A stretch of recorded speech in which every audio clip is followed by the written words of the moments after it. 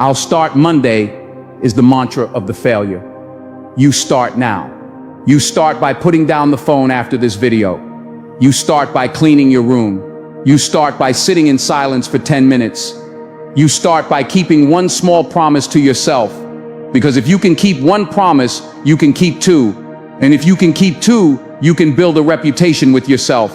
And once you trust yourself, once you like yourself, you become dangerous. The world is going to get louder. The distractions are going to get more aggressive. The pressure to conform is going to get heavier. But you are going to be the eye of the storm, calm, focused, silent. Let them talk, let them doubt, let them sleep. You have work to do. And let's be honest about what that work actually looks like.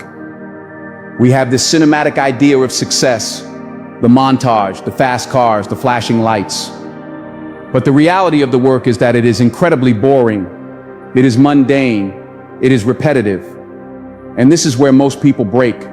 They break because they are addicted to the thrill, but they cannot survive the silence of the routine. They want the championship, but they don't want the practice. But I want to tell you about the power of just a little bit more. There is a concept called the extra 22 seconds. It comes from a runner who had a ritual. No matter how long his run was, no matter how exhausted he was, when he hit his target time, he didn't stop. He ran for exactly 22 seconds more. Why? Because that tiny window, that little extra push when your body is screaming enough, that is where you break the mental barrier. You see, 2026 isn't going to be won by the massive leaps you take once a month. It's going to be won in those 22 seconds. It's going to be won in the last rep. It's going to be won when you stare at a blank screen or a pile of paperwork and you want to walk away, but you stay for 5 more minutes. That is where you callous your mind. That is where you build the armor. You are expanding your limits by pushing just past the artificial line you drew in your head.